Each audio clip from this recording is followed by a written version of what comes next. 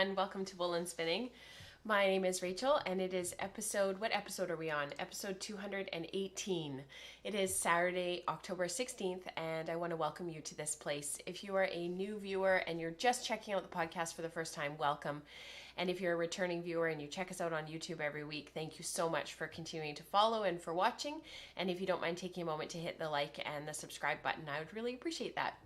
And of course, welcome to our Patreon community. You guys are watching in the live chat. It's so good to see you guys. We've got people from all over the world. And here in the greater Fraser Valley, just outside of Vancouver, British Columbia, here in Canada, we are experiencing an atmospheric river, i.e., and Diana just summed it up like absolutely perfectly, i.e. buckets and buckets of rain. That's sort of what our weather is here. So I hope that you are not experiencing such horrible rain. James is currently out playing soccer in it, so the poor guy, he's going to come home absolutely soaked. We're going to have to throw him in the hot tub or something. We've got people from New England, Stony Creek, South Wales, Southern California, Virginia, West Virginia, Portland, Jersey, Burnaby, which is just about 30 minutes from me and Diana. Well, hi Tessa, and it was so good to see you at Knit City. And welcome to everybody else. We've got Chicago in here. It's so good to see everybody. Thank you so much for being here. As you can hear from my voice and my, you probably can see I'm a bit swollen.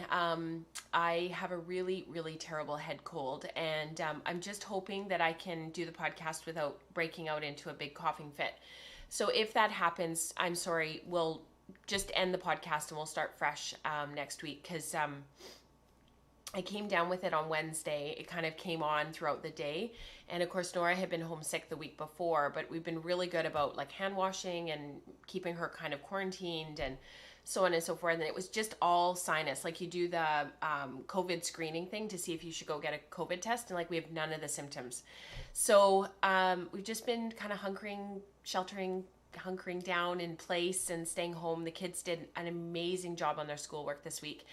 And I've just been trying to get better and rest as much as I possibly can. So you guys probably noticed that on Wednesday this past week that we canceled. I posted it in the Slack channel that the Maker Morning was going to be postponed to this coming Wednesday. So I'm just hoping that I'm feeling a lot better and that we'll be able to do that.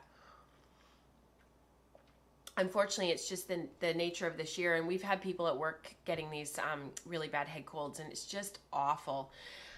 So thank you for understanding, and you can hear it in my voice, I'm sure. I do have lots and lots of things to share with you today. There are quite a few things that I've been working on. We were away last weekend for Canadian Thanksgiving, which you guys know. You were here in the premiere, which was wonderful. And I worked on a few things, cast on a couple of things, and so I thought we would talk about that stuff, because it's all kind of came out of inspiration from Knit City this year, and it was Knit City Mini. It was really excellent. I talked about it quite a bit in Wool Circle last week, a couple weeks ago now. I think it was before we left actually, and went through sort of, you know, how it was and what it was like. But it was really lovely. They did a great job. And the Galliano retreat at the beginning of November, please register if you're local. Me and Katrina are going to be teaching at that, and that's the Remembrance Day long weekend. So that's Friday, November 12th through to the 14th, I guess it is. So the Friday through to the Sunday. So yeah, so that would be awesome to see people. Oh, thank you, Mary. Thank you for your well wishes, and Sarah as well. Head colds are horrible, and when it's all right here, you just feel so awful. And I'm not sure if I'm going to be regretting my choice to just wear a t-shirt, but I felt warm this morning. I haven't had a fever this whole time. And but we'll see. I always get really warm when I'm podcasting because I've got all these lights on me. So we'll talk about the projects that I've been working on, and I didn't do a whole lot while we were away. Actually, we had beautiful weather the whole time. We were up in the Shuswap, for those who kind of know this area of the world, and they had rain down here, but we actually had gorgeous sunshine pretty much the whole weekend, and it wasn't warm. It was quite cool, but we had all our thermals with us. And on the Saturday, Mike and I clocked about 23,000 steps. And on Sunday, we clocked over 25,000 steps just walking. The kids had found some friends to play with, and the playground was right there, and they were just playing and playing and playing. So we kept saying, "Okay, we're gonna do a loop of the area. We'll be back in about 20 minutes and check in on you guys." And we just kind of kept doing that. So it was really, really lovely, and they had a really great time. So that's great. Oh, Rebecca, tell Martha I say hi. Yeah, so why don't we get into the show, and I'll save my voice and we'll talk about the things that I've been working on.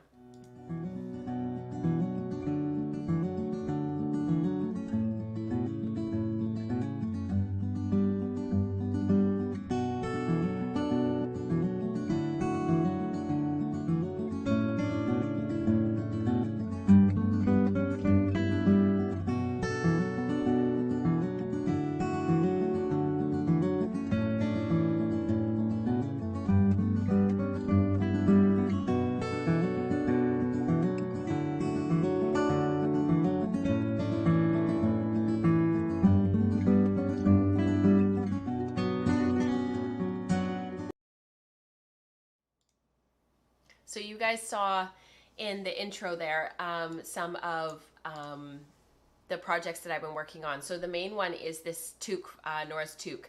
So let's talk about that first, because this is out of yarn that I don't normally work with. I never work with yarn like this.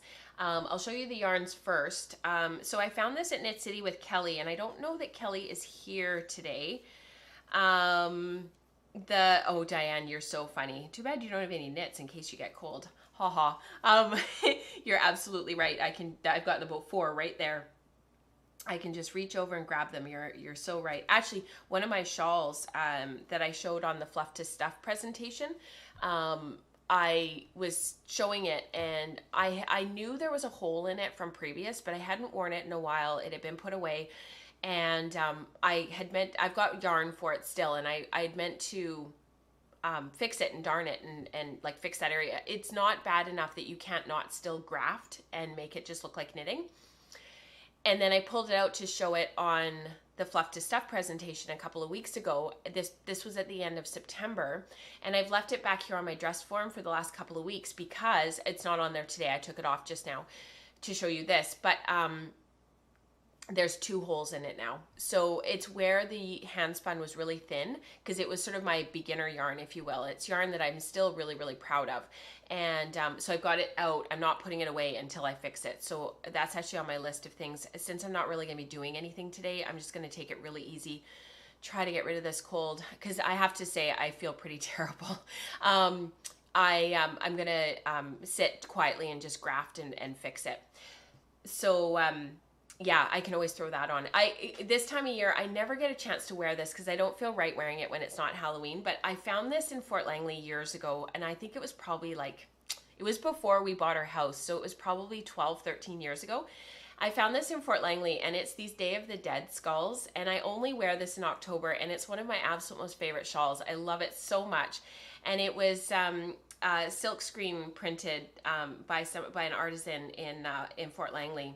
And anyway, so I wear it at this time of year, and I've been working on some other kind of, fall inspired knits and whatnot. And I mean, you guys know my color palette is very much the fall, but yeah, at least I have this.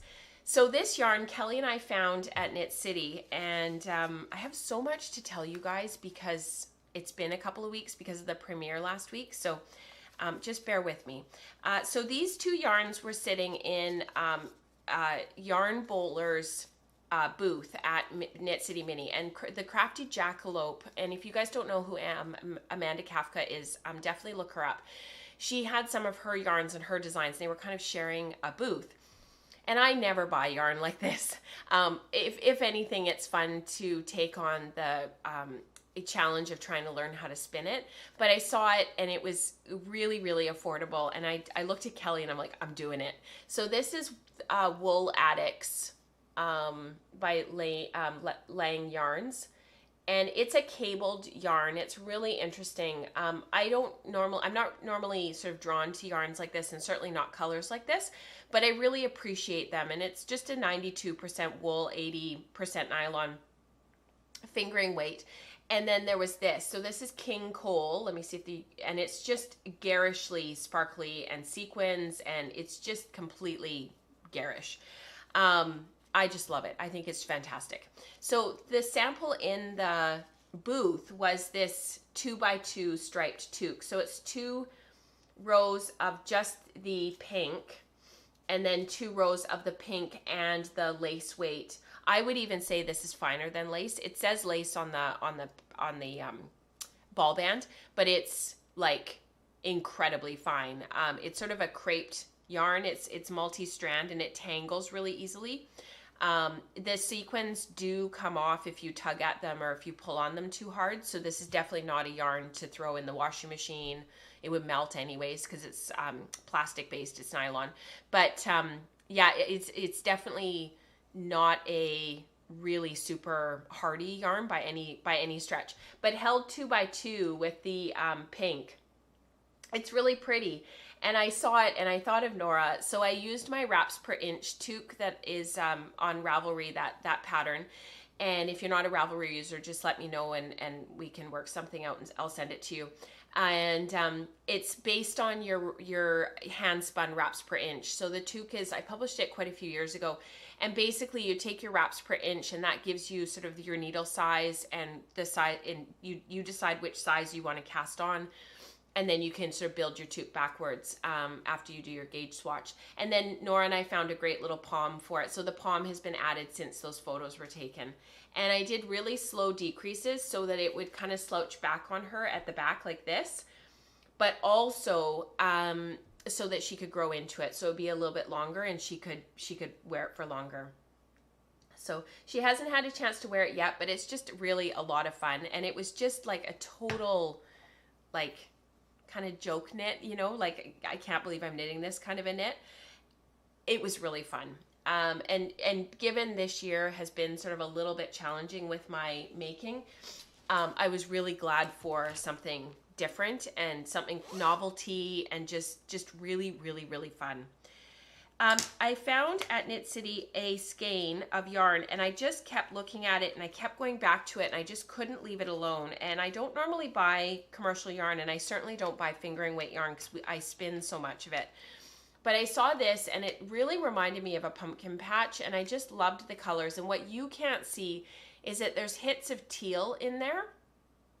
You might be able to see it a bit better in the knitting, but this is from Tofino Knit Company, and I can't remember her name, but the lady that owns the company is just absolutely lovely, and like many has had a really tough 20 months, just like many. But this is she calls this her Tough TUFF Tough Sock, 80% BFL, 20% nylon.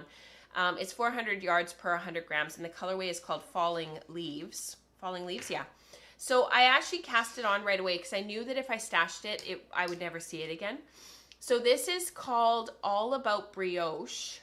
I think it's called All About Brioche. Let me just double check my projects page. I'll update the show notes after we are done because I wasn't sure if I was going to share this or not just because we've got a long show today. But this is called All About That Brioche. It's a pattern by Lisa Haynes. Haynes, Hannes, and you start off with a cast on down here and you're building the shawl out. It does become a triangular shawl. You've got panels, you work your one color, whatever color you want that to be, and until you get a certain number of stitches, and then you have these brioche panels where I'm going to call this the main color, where the main color is dominant. And then you do another brioche pattern where your contrast color is dominant. And then you do a garter panel to finish it off in the contrast color. So I already had this in my stash and I talked about this on the Wool Circle. This is Malabrigo. It's just brown. It has a fancy name, but I don't think I have the tag right here. Chocolate something. And this will be my contrast color. And actually the reason why I chose it, I was going to go with a lighter color. I had some other colors that were options, but this one was the one that really set these colors off, and it makes it kind of dark and moody. Just exactly like what this time of year is like here. So that is what I ended up going with. So that is that project. There's not really a whole lot to say because right now I'm stuck in the whole garter stitch island, which I find really hard. After a while I get really sick of garter stitch. I know some people love it because it's mindless and you just knit, knit, knit. But for me, I have to admit, I prefer more pattern. But that's just, I think, where I'm at in my knitting. The gold sparkly one would be gorgeous to ply with. Yes, Crystal. So the Queries and Explorations is meeting after the show today. And I'm actually going to use this to spiral ply because I have so much of it. It's like 400 yards per little ball. So I thought I would spiral ply with the yarn here on my Lendrum just to see what would happen. So yeah, super, super fun. Oh no, Dana, she had to pick up her daughter. We'll miss you, Dana.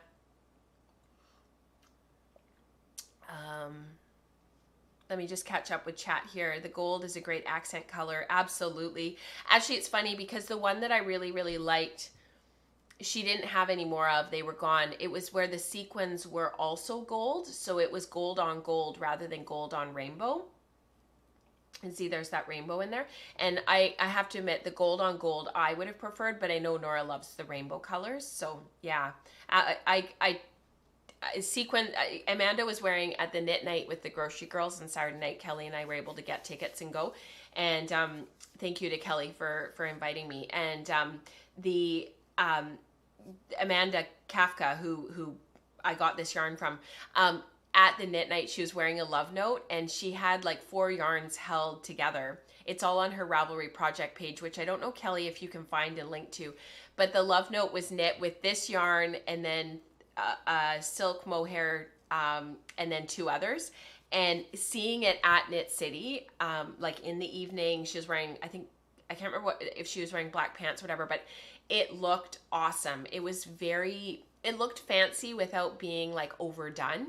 And of course, every time she moved, the sequins shimmered. And I have to admit, I kind of want to play copycat and make something like that because there's been a few things that Mike and I have been able to go to over the years and we'll be able to go to again post-COVID that it would just be perfect for. So it's kind of percolating in the back of my mind. I'm sure I have yarn in my stash that I could throw with it and do something with. So yeah. Kelly says I'm obsessed with sparkle. Oh, that's so funny. Sequin knit sweater. Her daughter's preschool teacher was wearing a sequin knit sweater. I think sequins are kind of like the next thing. For a while there, it was boucle. For a while there, it was some of these thick and thin yarns. There's always something that's kind of, the silk mohair was the big thing for a bit. I suspect sequins is kind of the next thing. I think it's just kind of moving. Like people are always looking for the next thing that's just really fun in their making. And I think that's what we're going to see next. The other thing that I have been making is Birds of Happiness to use up some hand spun ends. So this one is out of Crafty Jack's Northern Lights leftover sock yarn. It wants to twirl and sing. That's how happy it is. And then this one's out of Nest Fiber Arts Studio, out of her, I can't remember what colorway this was. It was a club colorway. We used it in the book. So actually I can't remember what this colorway was. Fiddlesticks, I think maybe? Fiddlesticks? So those are my little Birds of Happiness. I've been knitting them. They take about 30 minutes to make. They're super, super fast, super, super easy. You use short rows to make the eyes, which are really, really cute. So you see how there's those wrap stitches there to make the eyes, and you use wrap and turns to make the wings. Really, really fun. So those are those. I'm going to flip the camera and then you guys will be able to see some of this stuff that's down here. In Queries, we were working on some boucle because Leanne is thinking about making one of Andrea Mowry's new sweaters that uses a boucle yarn. So we were sampling and playing around with making boucle, and this was my sample. So this is post-washing, and this is actually Cormo. There are places in this yarn that turned out really, really well, that really worked really super well. And then there's areas that were a little bit overspun because I had already spun the singles for the core. And I think if I were to do it again, first of all, I would make it thicker, and I would make all of the 3 singles to make the boucle. I would make them all thicker to make a larger gauge yarn. But I have to admit, I'm either gonna make a little bit more of this the same way and then knit up a sample and knit up a swatch to see how it comes out in the gauge. Or I might just swatch this. I'm not totally sure, but I wasn't altogether unhappy with this yarn. It was really interesting making a boucle with a fine wool, because Sarah Anderson in her book calls it fat boucle. And it really does poof up in the finishing. It really does kind of bloom, and those fibers almost look unstable, but I suspect once they're knit, they would be okay, but they just kind of have a certain look to them. And I don't know if it's partially that my boucle would need to be the actual looping yarn, if it needs to be a little bit higher twist so that it can keep the twist, but there's places where it's just absolutely a perfect yarn.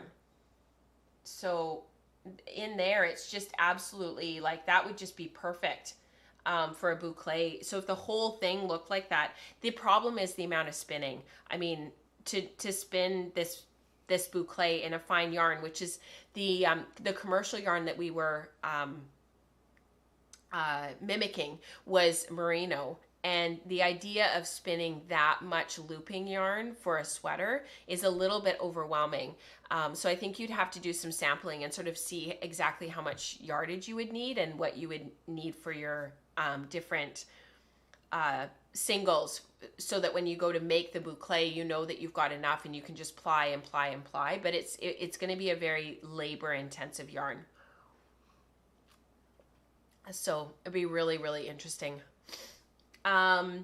This is our Icelantic, our Sweet Georgia Icelantic singles that we spun a couple of weeks ago. It's getting to be a while ago now.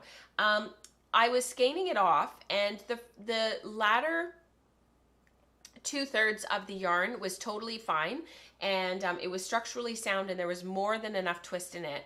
But as I got closer to the beginning of the yarn, it actually started to break, and it was breaking quite a bit. And the first couple of times it broke, I spliced it back together, but then it broke again, and then it broke again, and so then I decided to stop, skein this, and I'm going to put this back through the wheel and just add a bit more twist, and I may actually do the same to this, so that it's all uniform and it's all the same. But I was really, really, really surprised, because we were spinning along and everything was going really well during the spinning, and the singles was totally intact. But it's almost like as I was spinning, not right at the very beginning, but more towards the first third, I started slowing down with my treadling and getting sort of a little bit, well, probably relaxed, to be honest. So throwing this back through the wheel. And then the other plying failure that I had this week was my 50/50 wool silk from Sanjo Silk. So this is one singles of the metal colorway and one singles of the Caspa colorway. And this is about 20 grams for a total of about a 45 gram. So it's roughly 20 to 22 grams per sample in our exotics spin box that was available to us. There's Icelantic on it. And so for a total of a skein of about 44 to 45 grams. I haven't weighed it yet, but you will notice there's places in here where it's quite under twisted. I wasn't really happy with that twist angle in there. I wanted it to be quite a bit tighter and look a lot more like beads. I would like to weave with this. So this needs to be tightened up quite a bit and put back through the wheel. So it is skeined, it is not washed, and I just need to skein all this stuff back up into a, usually I do for, if I'm gonna reply or up-ply, and with this I just have to add more Z twist. I'm not gonna be plying the Icelantic, I'm just gonna be adding more singles twist. Both of them, I just wind a center pull ball, and then I'll take it from, probably the Icelantic I'll take from the outside, so that you're not pulling from the inside and possibly breaking and losing the end of your singles. But with this one, I'll pull it from the inside and just apply it. And I'll do that on the Magicraft, on my Susie Pro, and I'll do that with my lace bobbin and flyer, so that it's just nice and fast and nice and smooth and really, really, really easy. I'll just pause for a minute, and just in case you guys have any questions. Lauren's wondering how much elasticity you can spin into boucle. This is not bad. It's about 1/2 inch of elasticity.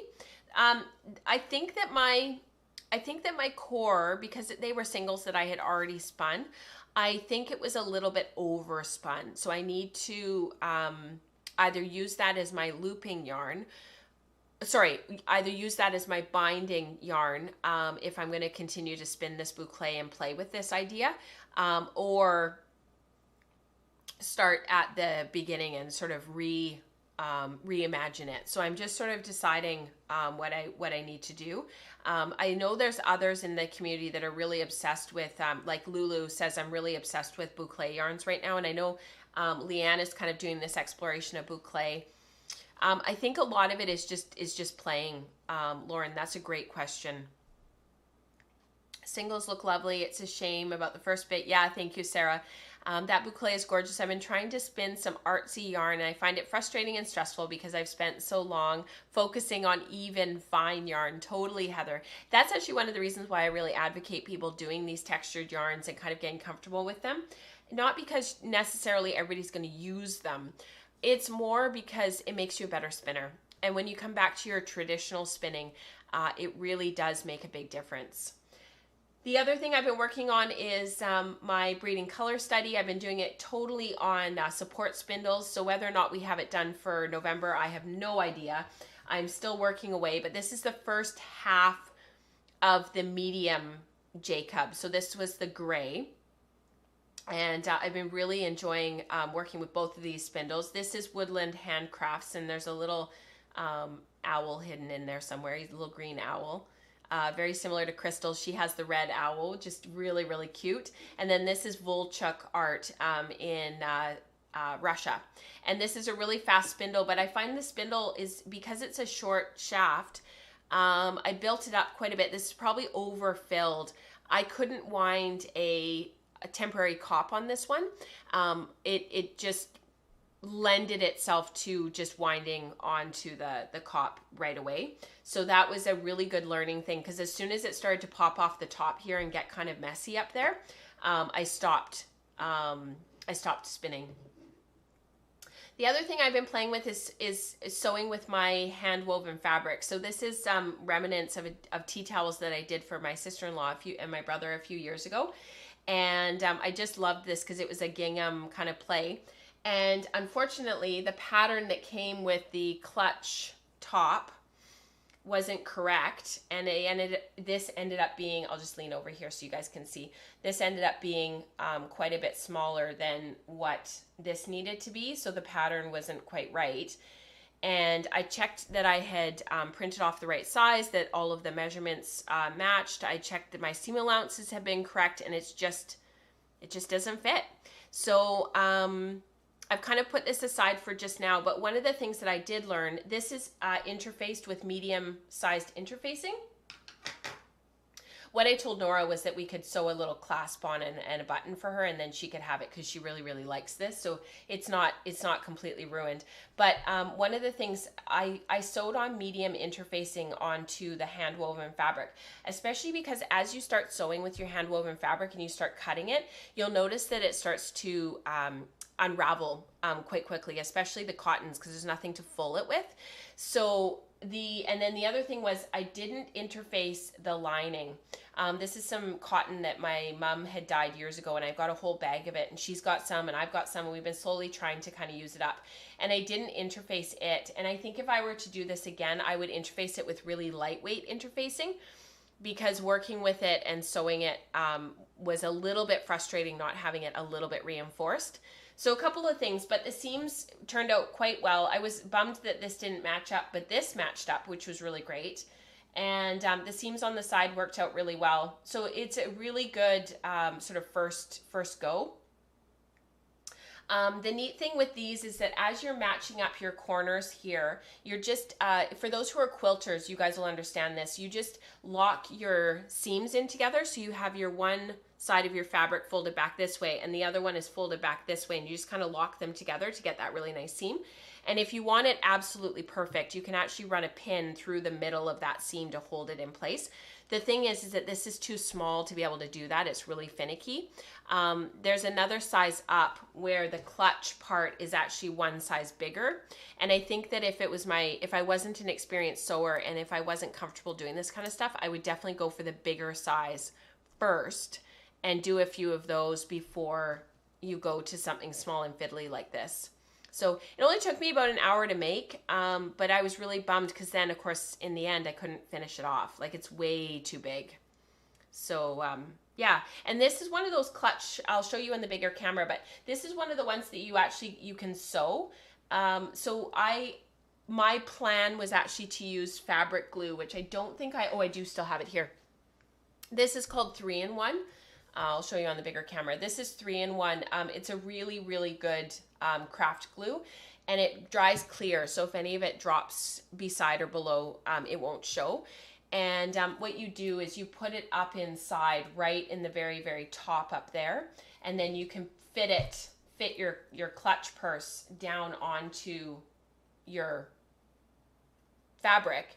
And then after the fact, you can go back and sew it. And the sewing ends up being more of an accent and more of something kind of, that just looks really super pretty.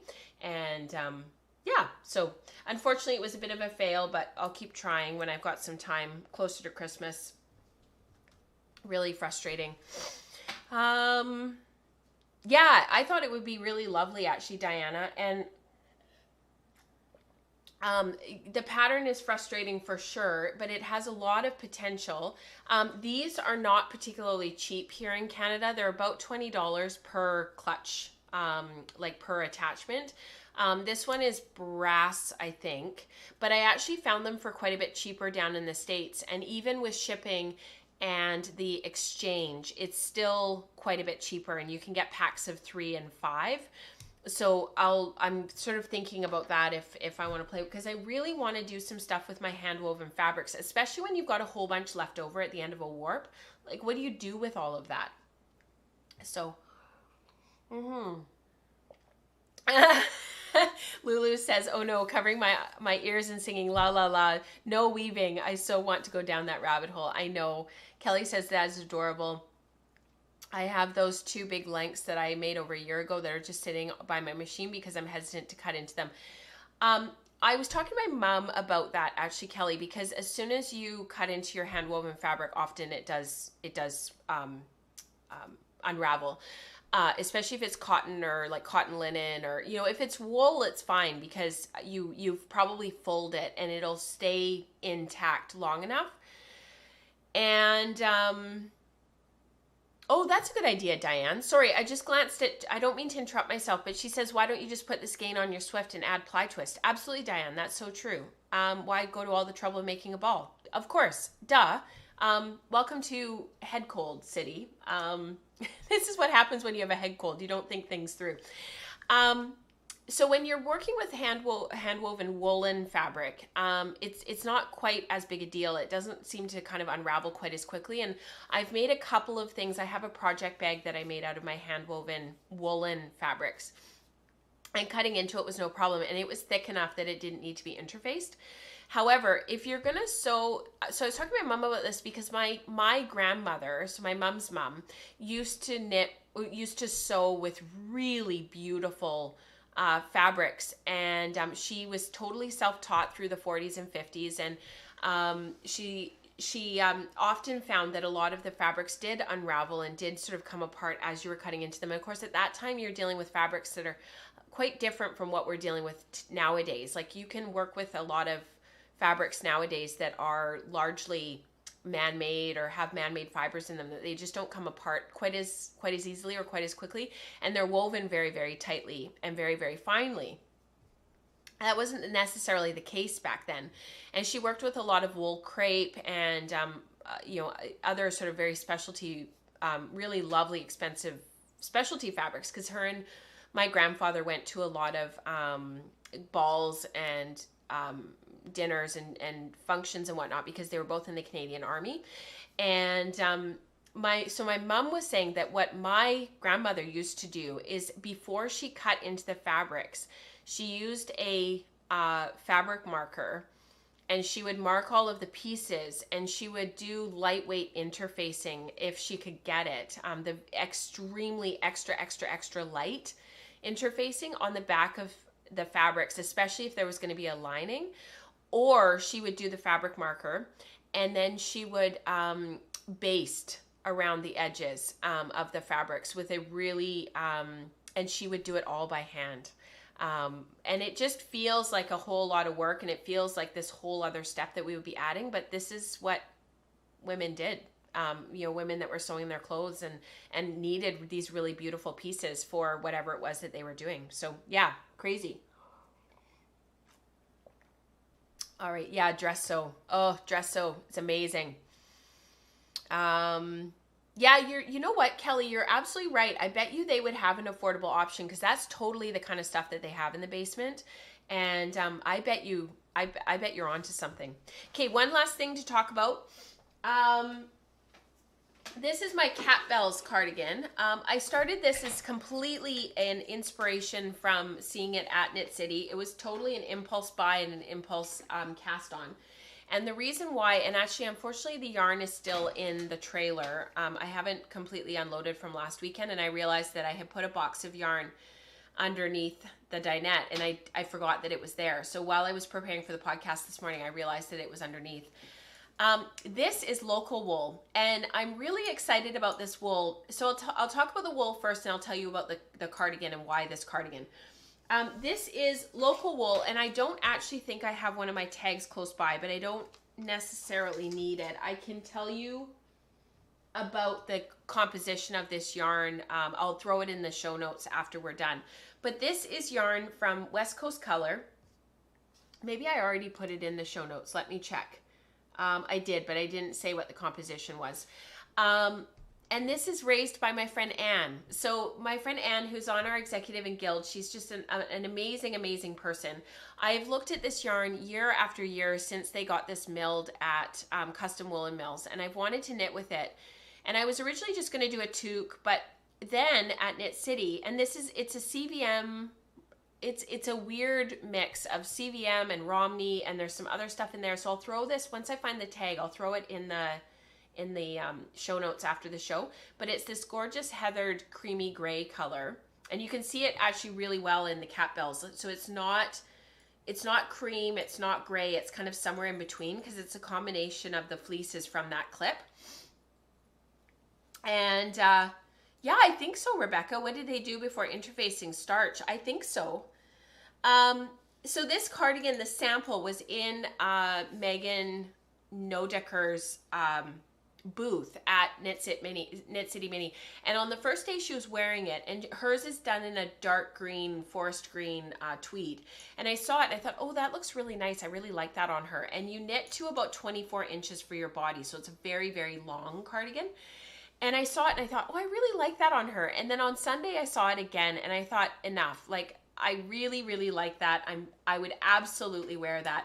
So she had all of the samples hanging up on Sunday. And so I went over and I asked if I could try it on. And she's like, absolutely. So I tried it on and it fit beautifully. It was in the size medium, hers. And it was really, really, really big in the arms. So it just felt like too much ease. It was too big. So I've done the yoke to the small. Well, I basically cast on and did the size small. So there's extra small. It's quite size expansive. So I think it's like extra small or extra small, small, medium. And it goes way, it's got a huge range of sizes. It's meant to be worn with quite a bit of positive ease. So this will still give me about 4 to 5 inches of positive ease, if not a bit more. It's more like, because even on my dress form, it's pretty big. It's got lots, I was standing right there. Lynn of West Coast Color was standing right there, and we were talking, and I was looking at the cardigan. I said, Lynn, I really want to knit that cardigan. I need some yarn for it. And she said, well, and I said, what about this? And she's like, well, it's worsted weight, and it calls for 5mm needles, and I have enough skeins left because she's starting to get low because people are purchasing it. So it was a total impulse buy. It was a total splurge. I am so excited about this. I cast it on that night, and it only needed 4 skeins. So Diana, Cat Bells, that this is the cardigan for you. And so Lynn actually came over with me, and she bought the pattern, the Cat Bells cardigan as well. And then she also bought the pattern, which I'm really tempted by. There's the Cat Bells Pullover, which I had looked at when it was first published, and I really liked it, partially because I like the color of the sample. But again, I tried it on at Knit City. It was too big, because it was, I think the sample was knit in size large or extra large. But just to get an idea of how this stuff looks and how it fits and feels and stuff, I just loved it. So I do have yarn in my stash to be able to knit the pullover as well. I'm very, very tempted.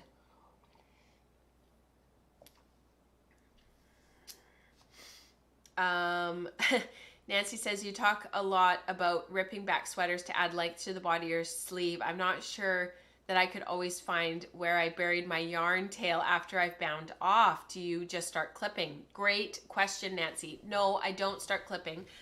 The way that I weave in ends is actually where you go onto the back. If you've ever watched any YouTube videos or anything about how to weave in ends for Fair Isle knitting, that's how I weave in my ends. So I actually weave my ends in as I'm knitting. So when I add the next yarn, I weave it in as I'm knitting. And I actually have started over the last few years, it's been a while now, where I actually leave a bit of a tail after I've done that weaving in. And it's where you actually pull it across the back of your knitting. And I don't have anything here that I can show you. But basically, I leave a little bit of a tail. I don't clip my yarns right too, because I find that over time they pop through to the right side because it's just too short. And that way I can always find it and I can always undo it. And to be honest, I've never had something unravel doing it that way. And I weave in about 2 inches usually past where I need to do a join, and then I weave in 2 inches back the other way afterwards. And yeah, it's never been an issue. But no, I don't cut unless I absolutely have to, because I absolutely cannot find the end, but that's very rare. Yeah. Yes, I agree, Diana. So the Cat Bells cardigan, it includes sizes, measurements, and yarn requirements, and you don't have to buy the pattern to know all of that. And I like that as well. It's nice to have a pattern where it's like you really know what you're purchasing, and Megan's patterns are great. Okay, let's go to community participation. I need to pull it all up here for you guys, because we're going to do our giveaway for Spindle Spun Summer. So I will see you guys on the other side.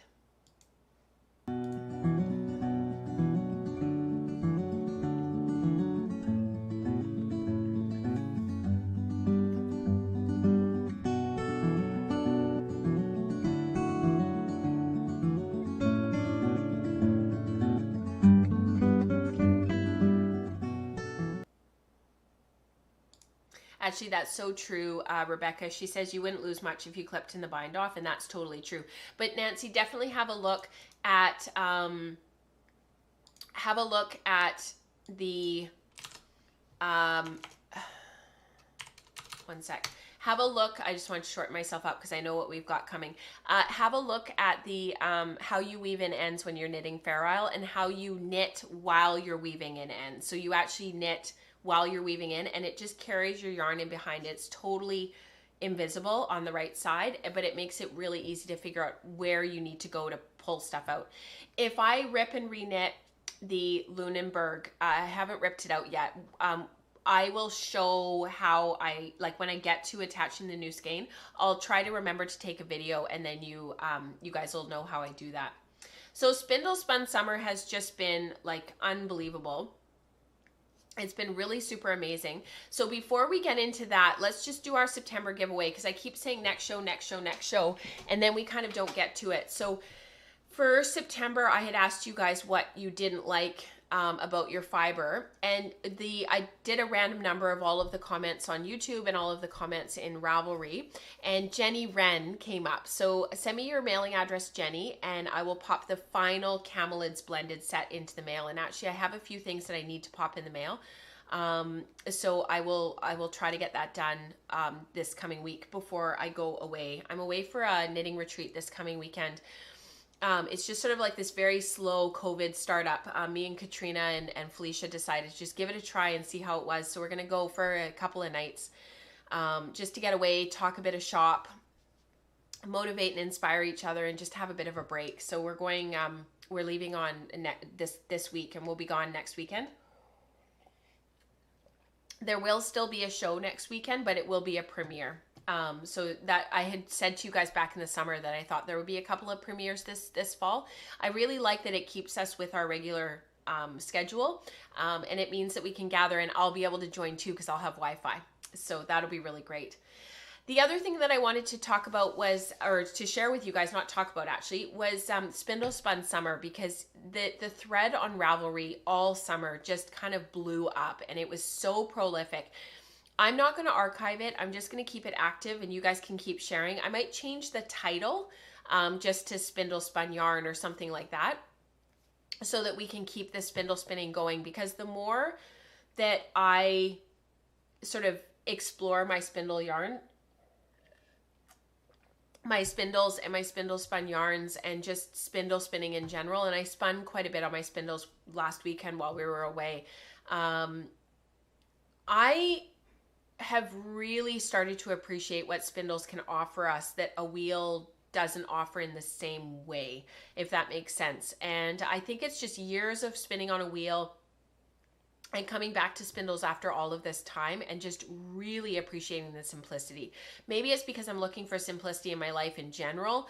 And maybe it's because we're home so much that I'm just kind of thinking about these things and how can I make a little bit of yarn while the kids are working independently in the schoolroom, but I can't really drag a wheel in with me. Maybe it's just sort of all of this is percolating, but I want to keep a really strong focus on spindles in our community. And there's many in our community that are spindle experts like Diana and Becca, and there's so many more. So, and people who've kind of come out of the woodwork because they are spindle spinners, and I want them to feel like they've got a home here. So without further ado, here is, it's quite long, here is the Slack channel from this all through the summer of our spindle spun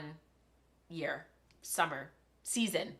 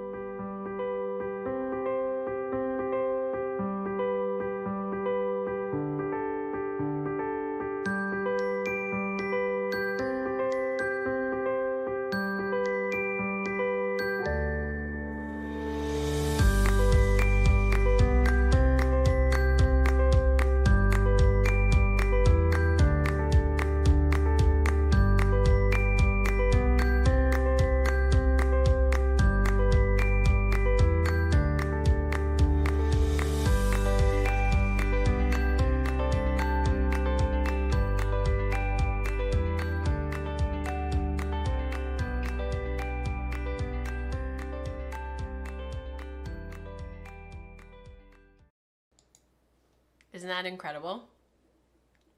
Unbelievable. It was really fun to go through it too, because there was a couple of photos as I was scrolling back that I saw that reminded me of some things, like the photos of me spindling at Granville Island, and some of Greta or Becca was finishing up her yak for her master spinner, and there was just some really, really cool stuff. Getting started on support spindles, because that became a really big thing towards the end, where people were really sharing a lot with their support spindles. And yeah, it just was really cool to see people kind of coming through and doing things. So many beautiful spindles and so much amazing yarn, says Angie. It was really beautiful to see. I didn't spin as much as I had imagined, but it felt like I had company on the way all the same, says Becca. Spindle spinning is a lovely way to make yarn. I learned so much from the Ravelry group and Slack channels for Spindle Spun Summer. That's from Lulu and from Mary. I hurt my thumb early summer, so haven't been able to draft, but that hasn't hurt my acquisition at all. That's from Kathy. That's awesome. All the spindle spinners are enablers, says Judy. Inspired me to buy a new spindle in August. That's fantastic. So we've got lots of community participation to share with you guys today, but first of all, I wanted to make sure that we did the giveaways. So I'm just going to go back here for just a moment, because I wanted to share that with you first. Kelly had offered 100 grams of North County Cheviot for our Spindle Spun Summer. So the first, I hope you guys, this is all in the show notes, so you guys will be able to double check for those who are winners. The 100 grams of North County Cheviot goes to Samantha Guerin. I hope I'm saying your name properly, Sam, for post number 16, and that was in the yardage count in Ravelry.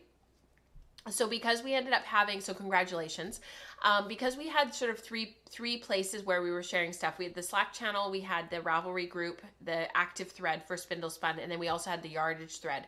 And the yardage thread was quite small because there weren't that many people that actually like finished and submitted their yardage, which is totally fine. It was more about participation. I broke the prizes up so that some of them were from the yardage thread, some of them were from the Slack channel. And the way I did that was I just looked at the list of participants and did a random number from that. And then I also took from the Ravelry thread. So there's a good mix of sort of everybody from everywhere. So the first prize is for Sam. Congratulations.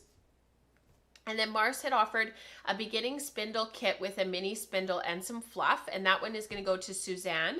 And Mars is away right now, so when she gets back, we'll be able to figure all of this out. But that one's from Suzanne, and that's from post number 11 in the yardage thread. So congratulations, Suzanne. And then Mars also offered a second beginning spindle kit with a mini spindle and some fluff. And that's going to go to Hannah from our Slack channel. And I had done a random number for that, and had to count through all of the names. That was really fun. And she also offered a 4-ounce hand-dyed braid, and that's going to go to Lulu, who's here today. So congratulations. And that was for one of her posts in the Ravelry thread. Diana offered this beautiful kit, and I don't know if she's here today. I'm not sure. Not Diana, but the person who won.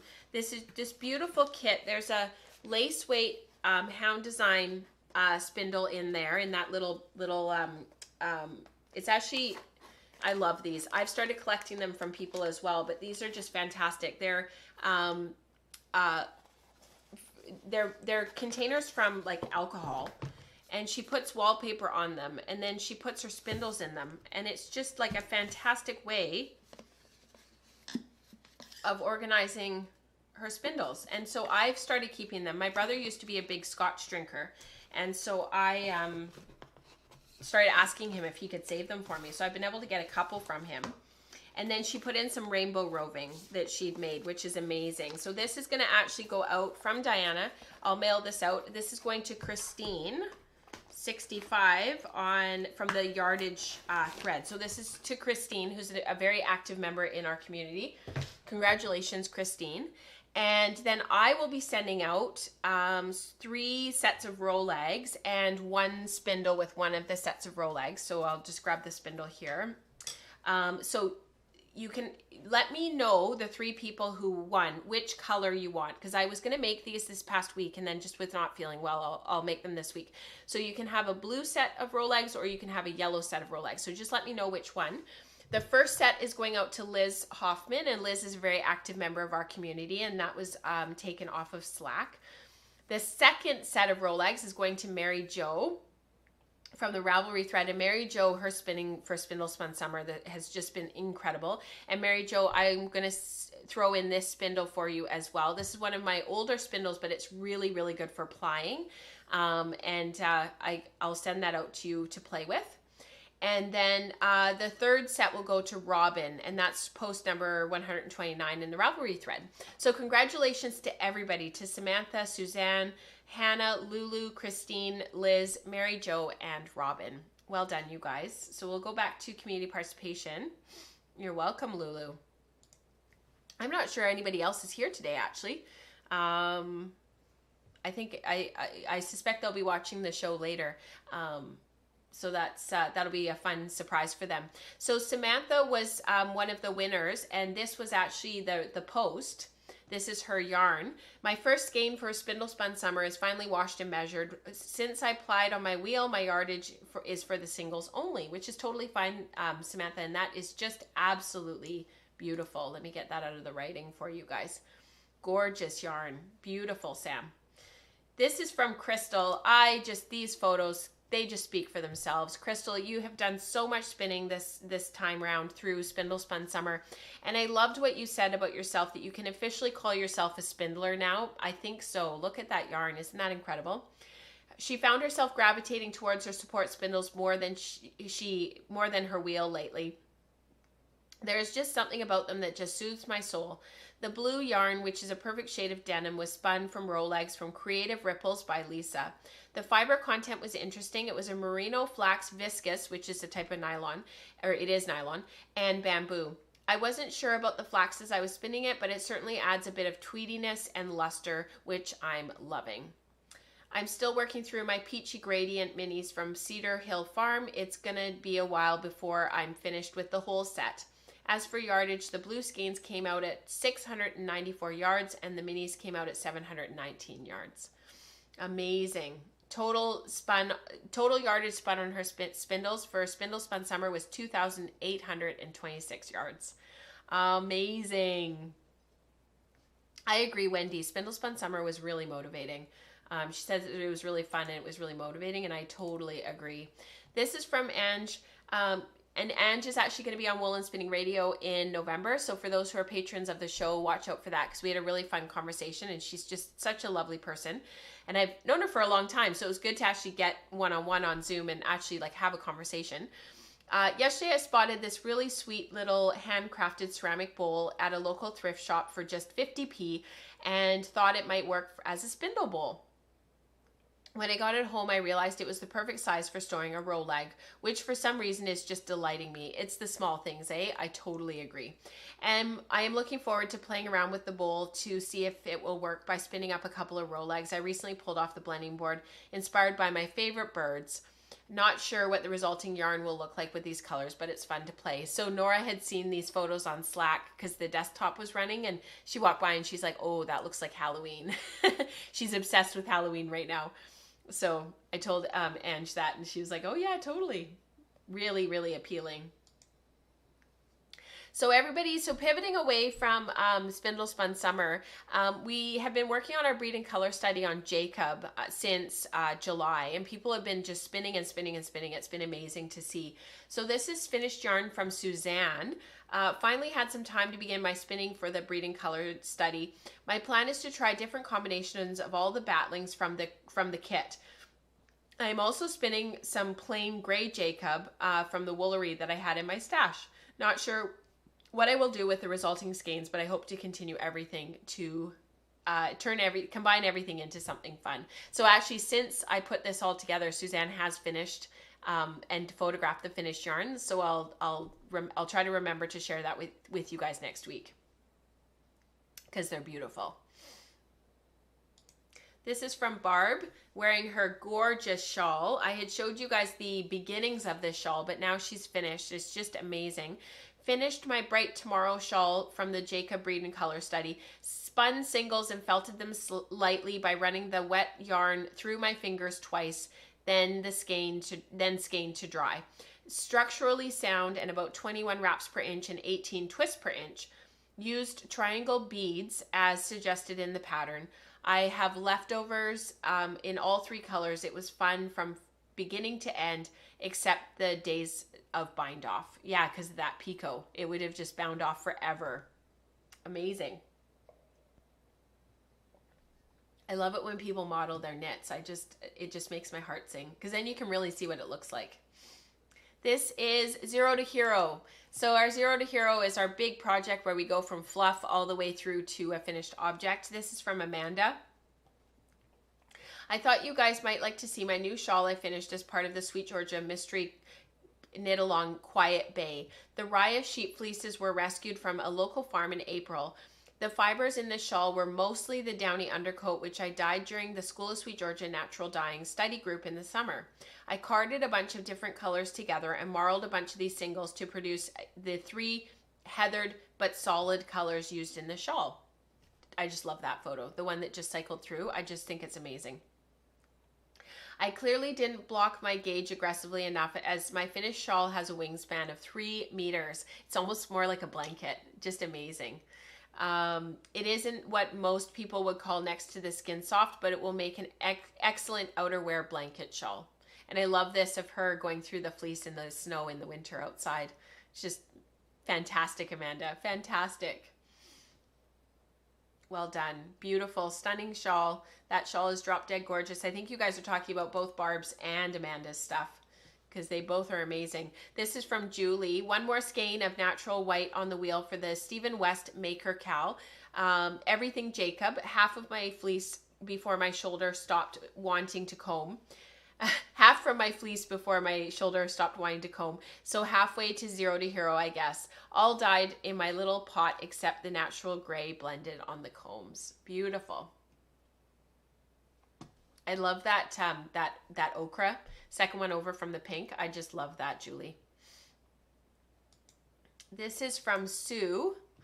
Love these yarns. My little Shetland spin is all finished. The original braid was royal blue and orange with a bit of blending between the two. The smaller skein was all spindle spun on supports for over several months, and it has lots of glorious blue in it. The larger was wheel spun. The fiber for the first singles was divided into narrow strips. For the second singles, I broke the whole width of the braid into chunks and spun each one in strips. My goal was a nicely blended skein, and I'm very happy with the results. And so you should be, Sue. That's just beautiful. Amazing. So that takes us into our play, sample spinning, play, sort of anything that we're sort of, you know, just exploring. The creation of something new is not accomplished by the intellect, but by the play instinct. That's from Carl Jung. So this is from Elise, who also shared something, I think it was last night on the Slack channel as well. She's got some questions about, she was spinning, brushing a finished knit to fluff up an alpaca yarn. So I have to look at that more closely because I was really interested. But this was really too bad. So tragedy struck and my husband lovingly took it upon himself to toss my first hand-spun, recently finished socks into the washer after I wore them around the house during my COVID isolation. They never even got to see the light of day before shrinking down to an impossibly small felted heartbreak.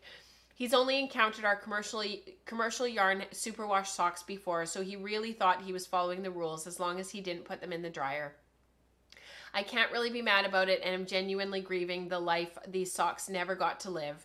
Any ideas for a way to craft them into something usable or to give them a new life? So the exact same thing happened, Elise, to me after Mike did the same thing to his socks. They were BFL Silk, and they were the first sort of non-superwash commercial yarn socks that I had made, and they happened to be for him. The exact same thing happened. He honestly thought that he was being helpful, and of course he wasn't.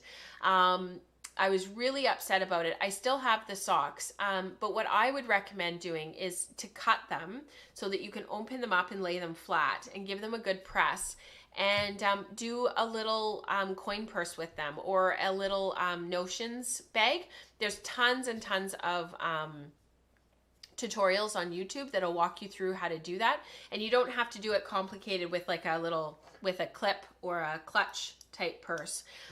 You could do just a simple zipper if you're a sewer, or find a friend who's a sewer and you could barter and do a trade with her or him to make something and to use the yarn. Because I bet you the yarn, especially the stuff that's on the cuff or on the leg of the sock, once it's cut and laying flat, it'll lay flat and you'll be able to press it, and you won't even have to interface it or put anything in between like duck canvas to stiffen it up, because it's already been fully fulled.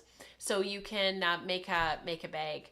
I have a project in my projects on Ravelry where I had fulled fabric by accident quite severely, and I turned it into a sewn project bag. I had quite a bit more fabric than you do, but something small would totally work. And I'm not sure that I can find it right now. I don't want to waste a bunch of time on the podcast looking for it, but if you look through my projects page on Ravelry, if you scroll down, you'll find it, and you'll be able to do something like that with them, because that's what I would do, because it really celebrates the yarn, and then it's usable. You've got a notions bag for all your knitting stuff, your needles and your little scissors, and yeah. And if you don't know how to sew, find a friend who will do a trade with you.